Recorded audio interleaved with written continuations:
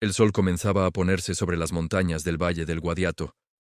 La luz rojiza iluminaba las murallas del castillo que dominaba el pueblo desde lo alto de la roca. Desde allí se podía ver todo: los caminos que atravesaban los montes, los campos y los pasos por donde podían llegar ejércitos o comerciantes. Era el siglo XIII, una época en la que gran parte del sur de la península estaba cambiando de manos. Durante siglos aquellas tierras habían formado parte de Al-Ándalus, gobernadas por emires y califas musulmanes desde la gran ciudad de Córdoba. Pero ahora los reinos cristianos avanzaban hacia el sur. El castillo de Belmez era entonces una fortaleza musulmana. No era una ciudad grande, ni un palacio famoso, pero tenía algo muy importante. Estaba en un lugar perfecto para vigilar la frontera y proteger los caminos que conectaban las montañas con el valle del Guadalquivir. Dentro del castillo vivía una pequeña guarnición de soldados. No eran muchos, quizá unas pocas decenas de hombres. Su misión era simple: vigilar el territorio y avisar si se acercaba un ejército enemigo. Desde la torre más alta se encendían hogueras o se enviaban señales si se detectaba peligro. Las fortalezas de la región funcionaban como una red de vigilancia que protegía el territorio. Pero en el año 1236 las noticias comenzaron a cambiar. Desde el norte llegaban rumores de guerra. Un poderoso ejército cristiano avanzaba hacia Córdoba bajo el mando de un rey que se estaba haciendo famoso en toda la península: Fernando III de Castilla. Las ciudades caían una tras otra. Los ejércitos cristianos se acercaban cada vez más al corazón de Al-Ándalus. Los hombres del castillo de Belmez escuchaban las noticias con inquietud. Sabían que si Córdoba caía, toda la región cambiaría, y finalmente ocurrió. En 1236, después de una campaña larga y difícil, las tropas de Fernando III consiguieron tomar la gran ciudad de Córdoba. La noticia se extendió por toda la región como un incendio. Cuando una ciudad tan importante caía, muchas fortalezas pequeñas se quedaban aisladas, sin apoyo, sin refuerzos y sin un ejército que pudiera ayudarlas. El castillo de Belmez era una de ellas. Durante un tiempo, la guarnición musulmana resistió, observando desde las murallas los movimientos en el valle. Pero pronto empezaron a aparecer patrullas cristianas en los caminos.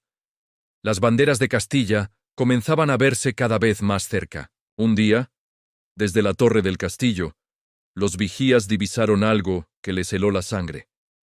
En el horizonte avanzaba un pequeño ejército.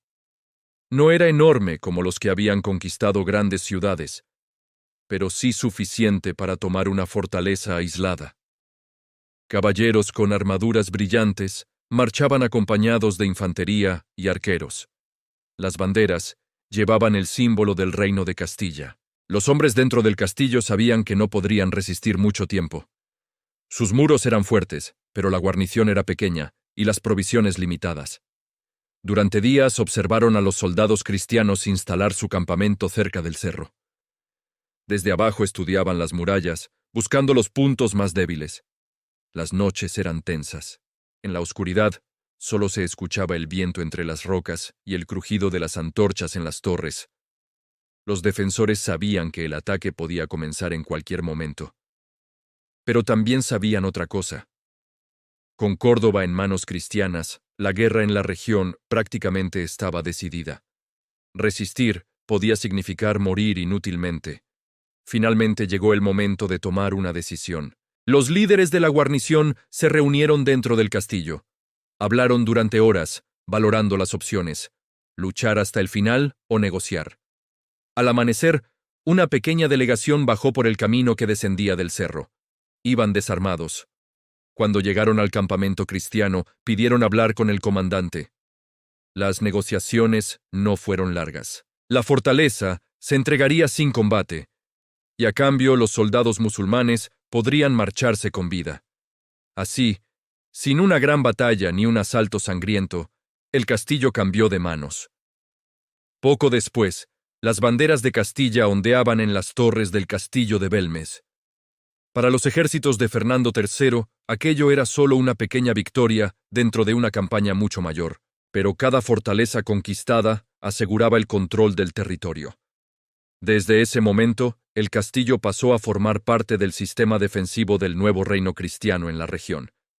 Durante muchos años, siguió siendo una fortaleza militar, vigilando los caminos del Valle del Guadiato y protegiendo las tierras que poco a poco se repoblaban con nuevos habitantes cristianos. Los siglos pasaron. Las fronteras se alejaron cada vez más hacia el sur, hasta que finalmente, en 1492, cayó el último reino musulmán de la península, Granada. Cuando eso ocurrió, castillos como el de Belmes dejaron de ser necesarios para la guerra. Las murallas que durante siglos habían vigilado la frontera quedaron en silencio. Los soldados desaparecieron, las torres se fueron deteriorando y la fortaleza empezó a convertirse en una ruina. Pero la roca sobre la que se levantó sigue allí, y todavía hoy, cuando uno sube hasta las murallas del castillo y mira el paisaje desde lo alto, es fácil imaginar aquellas noches de vigilancia, las hogueras en las torres y los ejércitos que alguna vez avanzaron por los caminos del valle hace casi 800 años.